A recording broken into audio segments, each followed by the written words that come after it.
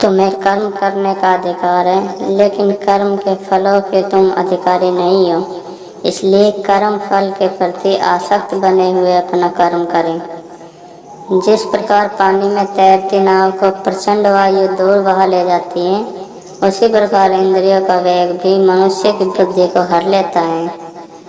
न तो कर्म से विमुख होकर कोई कर्म के फल से छुटकारा पा सकता है और न ही केवल संन्यास से सिद्धि प्राप्त की जा सकती है।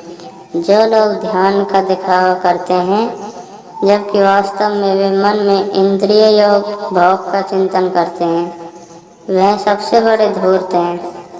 कर्म न करने की अपेक्षा कर्म करना श्रेष्ठ है, क्योंकि कर्म के बिना तो शरीर का निर्वाह भी नहीं हो सकता। हे अर्जुन, जब भी और जहाँ भी धर्म का पतन होता है और अधर्म की प्रधानता होने लगती है, तब तब मैं इस धरती पर अवतार लेता हूँ, भक्तों का उद्धार करने, दुष्टों का विनाश करने और धर्म की पुनर्स्थापना के लिए मैं हर युग में अवतार लेता हूँ।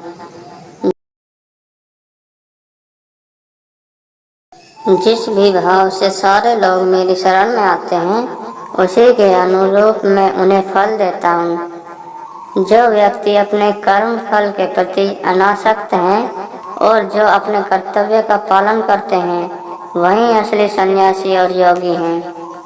मनुष्य अपने मन का इस्तेमाल अपनी प्रगति में करना चाहिए, न कि अपने को नीचा गिराने में, क्योंकि मन आपका मित्र भी बन सकता है और शत्रु भी। जिसने अपने मन को जीत लिया, उसके लिए वो सर्वश्रेष्ठ मित्र बन जाएगा, लेकिन जो ऐसा नहीं कर पाया, उसके लिए मन सबसे बड़ा शत्रु बन जाएगा।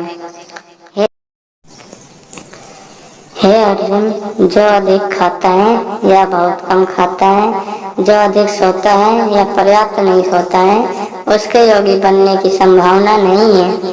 मनुष्य को अपने चंचल और अस्थिर मन को वश में रखना चाहिए। वास्तविक योगी समस्त जीवों में मुझको और मुझ में समस्त जीवों को देखता है। जो मुझे सर्वत्र देखता है और सब कुछ मुझ में ही देखता है, उसके लिए ना मैं कभी अदृश्य होता हूँ और ना ही मेरे लिए कभी अदृश्य होता है। हे अर्जुन, शरीर त्यागते समय मनुष्य जिस जिस भाव का स्मरण करता है, वह उस भाव को निश्चित रूप से प्राप्त होता है। यदि कोई प्रेम तथा भक्ति पूर्वक मुझे पत्र, पुष्प, फल या जल प्रदान करता है, तो मैं उसे स्वीकार करता हूँ। जो सुख दुख में, भय तथा चिंता में संभाव रहता है, वह मुझे अत्यंत प्रिय है।